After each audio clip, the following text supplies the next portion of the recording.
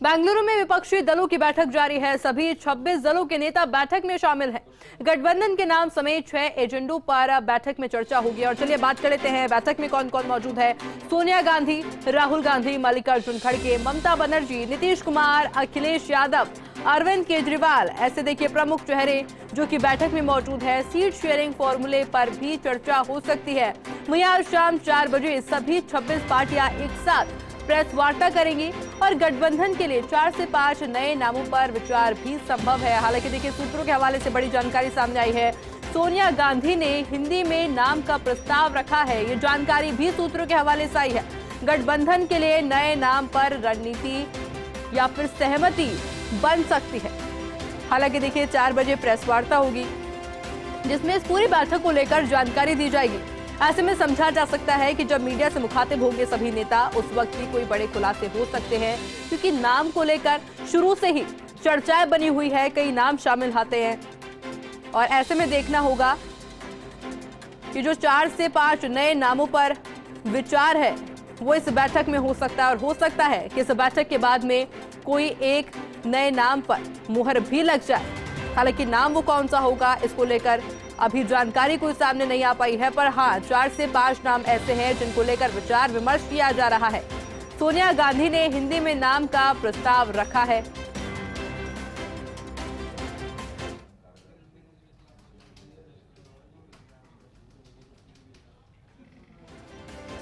और इसी खबर पर अधिक जानकारी के लिए हमारे साथ बेंगलुरु से कंसल्टिंग एडिटर अमित मिश्रा भी लाइव जुड़ चुके हैं। अमित जी, बैठक लगातार जारी है और समझा जा रहा है कि बैठक के बाद में जब प्रेस वार्ता होगी उसमें कई खुलासे हो सकते हैं। नामों पर चर्चा जारी है कि एक नया नाम भी रखा जा सकता है।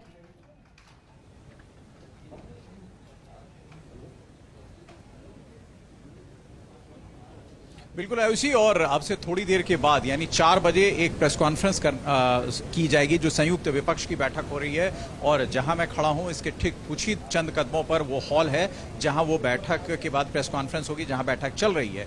और इस बैठक में लालू यादव ने बहुत स्पष्ट तौर पर 2 टूक कहा है कि कांग्रेस को ही अगुवाई करने दिया जाए, क्योंकि कांग्रेस जो है वो पैन इंडिया पार्टी है। पूरे देश में उनके लोग हैं, शाखाएं हैं, और कोई भी जो क्षेत्रीय दल है, मसलन लालू ने अपनी बात कही कि मैं 20 सीटें 15 सीटें लाने वाली पार्टी हूं, केजरीवाल जी इतनी सीटें लाने वाली हैं, ममता बनर्जी के बंगाल में इतनी सीटें आ सकती हैं।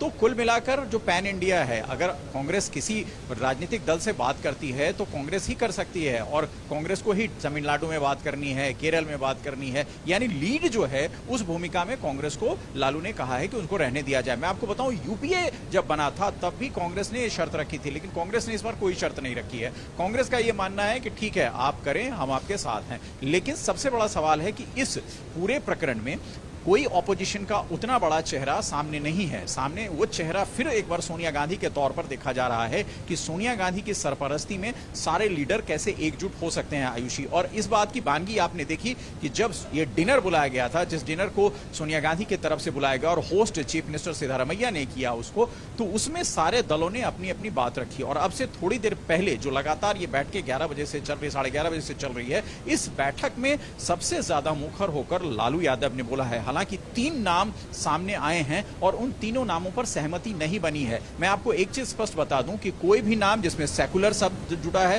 कोई भी नाम जिसमें फ्रंट शब्द जुटा है, उस पर लोगों को ऐतराज है। और ममता बनर्जी ने कहा है कि ऐसे नाम से लेफ्ट ओरिएंटेशन की बू आती है, ऐसा नाम ना जाए जिसको भारतीय जनता पार्टी तुरंत प्रभाव से जिस पर काउंटर कर दे। तो ये कुल मिलाकर स्ट्रैटेजी सामने आई है। हालांकि मल्लिकार्जुन खड़गे जो कांग्रेस के अध्यक्ष हैं, उन्होंने अपने अध्यक्षीय भाषण में ये बात साफ कही कि हमारे बीच डिफरेंसेस हैं, जो क्षेत्रीय दल है और कांग्रेस के बीच डिफरेंसेस हैं राज्य की राजनीति में, लेकिन उन डिफरेंसेस पर हमें अंकुश लगाना है। यही नहीं, ये भी एक तरीके से सहमति इस बात पर बनी है कि एक दूसरे राजनीतिक दल, चाहे राज्य में भी उनकी विचारधारा अलग अलग हो, एक दूसरे पर मीडिया में कोई दोषारोपण, कोई टीका टिप्पणी नहीं करेंगे, क्योंकि उससे एक संदेश गलत जाता है। और सबसे बड़ी चुनौती है जो लोकसभा संसद का सत्र शुरू होना है, उस संसद के सत्र में ये पूरे तरीके से यूनाइट कैसे रह सकें। शरद पवार ने इस चीज पर फोकस किया आज कि आप यूनाइट कैसे दिखेंगे, ये अभी से दिखाना आपको पड़ेगा। और वो दिखाने की कवायद जो है वो अब से थोड़ी देर के बाद शुरू हो जाएगी। नीतीश कुमार हो सकता है कन्वेनर हो,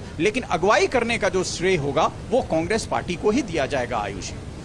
अमित जी, भी आप बात कर रहे थे कि लीड कांग्रेस पार्टी करने वाली है। ऐसे के अंदर देखिए, प्रधानमंत्री नरेंद्र मोदी का बयान भी सामने आ चुका है इसी के ऊपर, इस बैठक को लेकर कि जो परिवार कहे वही सही। कैसे देखते हैं इन दोनों को जोड़कर अब?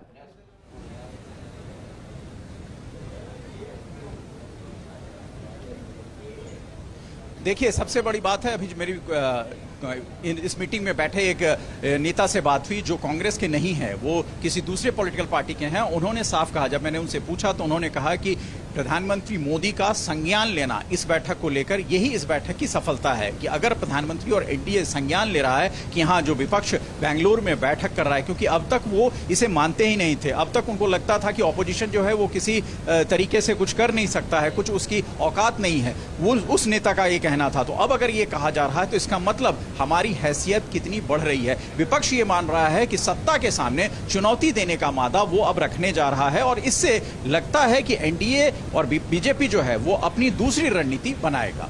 आयुषी। अमित जी, क्योंकि देखिए लगातार आप मौजूद